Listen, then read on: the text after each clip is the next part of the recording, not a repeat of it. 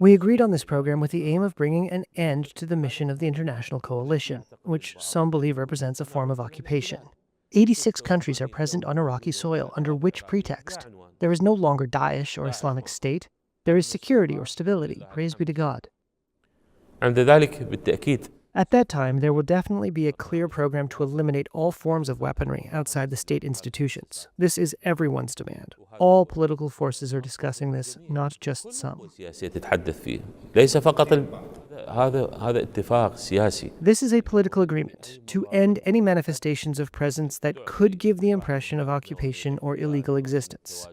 Once that justification ends, there will no longer be any reason for anyone to hold weapons outside the framework of the state. There are official security institutions. Either you join them or you pursue political work.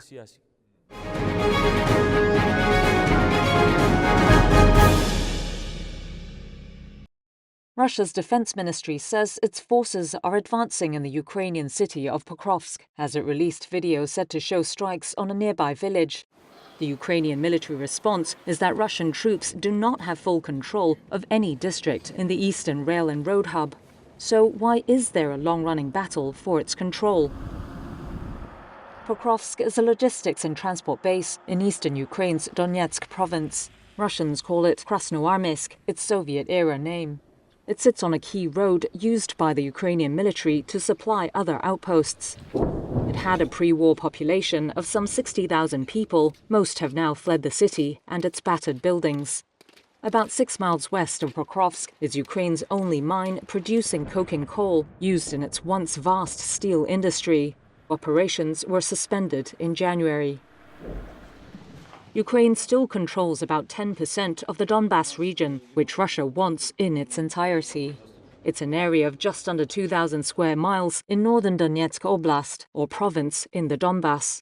Pokrovsk is dubbed the gateway to Donetsk by Russian media. Capturing it would give Moscow a platform to drive north towards the two biggest remaining Ukrainian-controlled cities in Donetsk, Sloviansk and Kramatorsk. Here's Rob Lee, senior fellow at the US-based Foreign Policy Research Unit. I think Sloviansk, Kramatorsk is really still the most kind of vital, important part of Donetsk Oblast for Ukraine to defend. It is still really the center for command and control, for logistics, and for holding much of the front line. It kind of operates in these two cities. It would also give Moscow its most important single territorial gain inside Ukraine since it took Avdiivka, not far from Pokrovsk, in early 2024. Moscow has been threatening Pokrovsk since mid-2024. Instead of a full frontal assault, its military is gradually encircling the city, deploying small units and drones to disrupt Ukrainian military logistics before sending in larger reinforcements.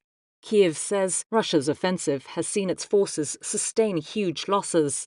Moscow says it is Ukraine, with its much smaller population, that is at risk of running out of men, and that its own slower tactics are designed to minimize casualties.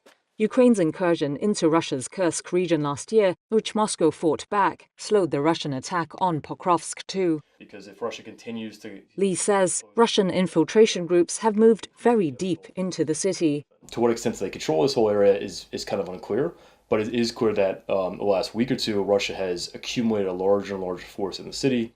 Ukraine has rushed to strengthen positions in Pokrovsk. President Volodymyr Zelensky described the fighting as fierce, but added, "We must continue to destroy the occupiers." Lee says he believes Russia will want to capture Pokrovsk by the end of the year. As long as Sloviansk Kramatorsk is still in Ukraine's hands, it's still quite a ways for Russia to capture all of Donetsk region. Reuters was unable to verify battlefield reports from either side due to reporting restrictions in the war zone.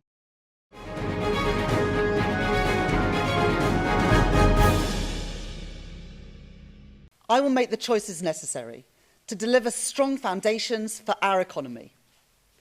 My budget, led by this government's values of fairness and opportunity, and focused entirely on the priorities of the British people: protecting our NHS, reducing our national debt, and improving the cost of living.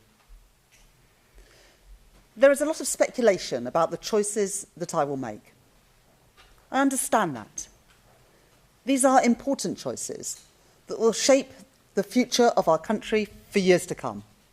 As I take my decisions on both tax and spend, I will do what is necessary to protect families from high inflation and interest rates, to protect our public services from a return to austerity.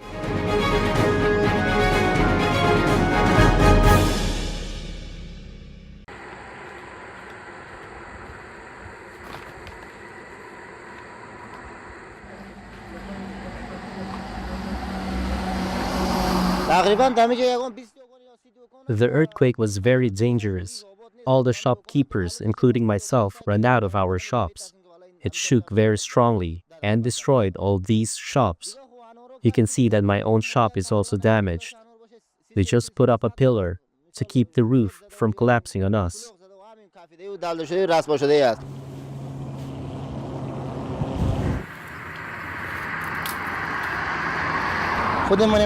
These shops are all destroyed, the walls have cracked. Look at the condition of our onions and how many of our pomegranates have rotted. We had left them all inside one shop.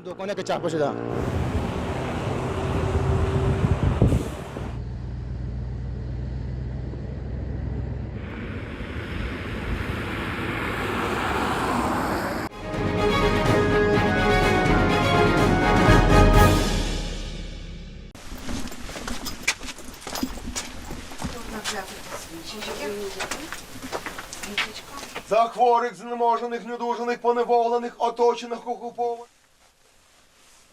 А тут повноцінний храм. This is a true temple. This is a real church. A church is not a building with a cross on its dome. A church is you and me, the believers.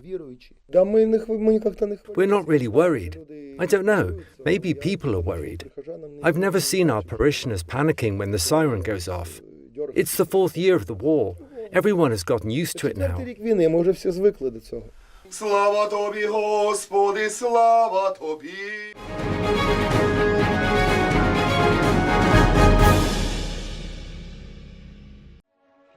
Kim Jong-nam, North Korea's former ceremonial head of state, has died at the age of 97. That's according to the country's state media. Kim was the only person from outside the country's ruling family to fill the figurehead position. As the former chairman of the Presidium of the Supreme People's Assembly and a longtime diplomat, he served under all three of the country's leaders until retirement in 2019. State media said North Korean leader Kim Jong-un visited Kim's bier to express condolences early on Tuesday. Born in 1928, Kim served in key foreign ministry positions and helped shape North Korea's diplomacy under the state's founder Kim Il-sung before effectively taking charge of summit diplomacy and representing the isolated North under Kim Jong-il.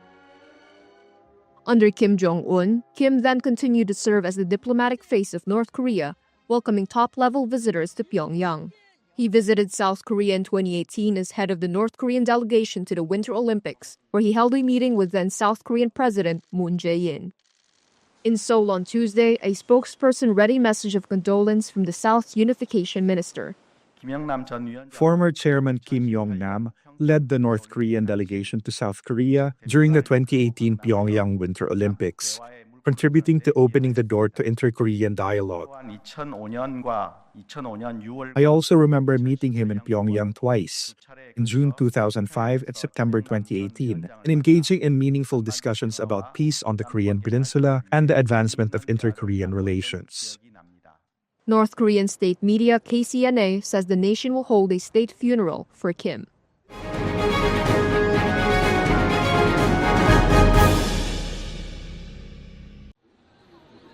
Nintendo sees its latest Switch 2 console as being more popular than it first thought.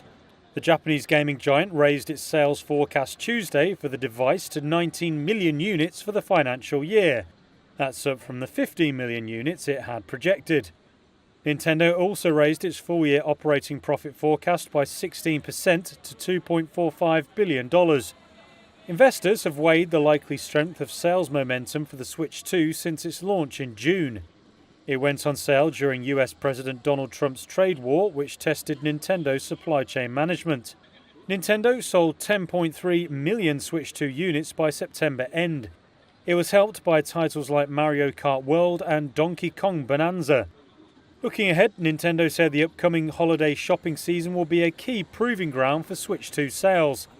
The company's shares are up 40% year to date.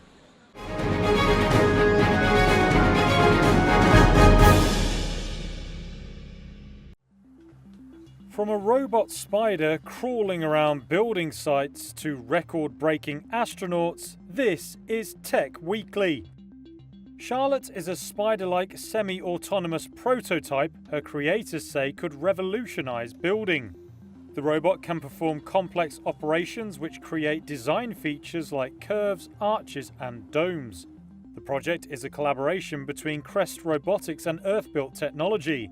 Jan Golembiewski is the co-founder and CEO of Earth-Built. Charlotte, and Earth-Built in particular, the core technology within Charlotte, will be a game changer wherever it goes in the world. It will make construction really, really cheap. Like, we're talking about knocking zeros off the end.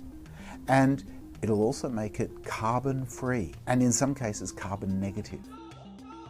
China sent its youngest ever astronaut into space. 32-year-old Wu Fei blasted off on the Shenzhou 21 mission to the Heavenly Palace space station. It was the 7th mission to the permanently inhabited Chinese station since it was completed 3 years ago. SpaceX said it proposed a simplified plan to NASA to send humans to the moon using its Starship rocket. The US Space Agency has pressed its contractors to move faster towards beating China to the moon this decade. Last week, temporary NASA head Sean Duffy said SpaceX was behind in Starship development, and the agency would open up its Artemis moon exploration contract to rival companies. It led to an online row where SpaceX CEO Elon Musk criticised Duffy. Scientists have built what they call a time machine for Brazil's Amazon. They've constructed towers to pump carbon dioxide into parts of the rainforest canopy. It simulates predicted future atmospheric conditions to see how nature adapts. They believe it can help predict how much CO2 humanity can emit while keeping global warming below 2 degrees. And ChatGPT maker OpenAI has signed a $38 billion deal to buy cloud services from Amazon. It's the company's first big push to power its AI ambitions after last week's restructure gave it greater operational and financial freedom.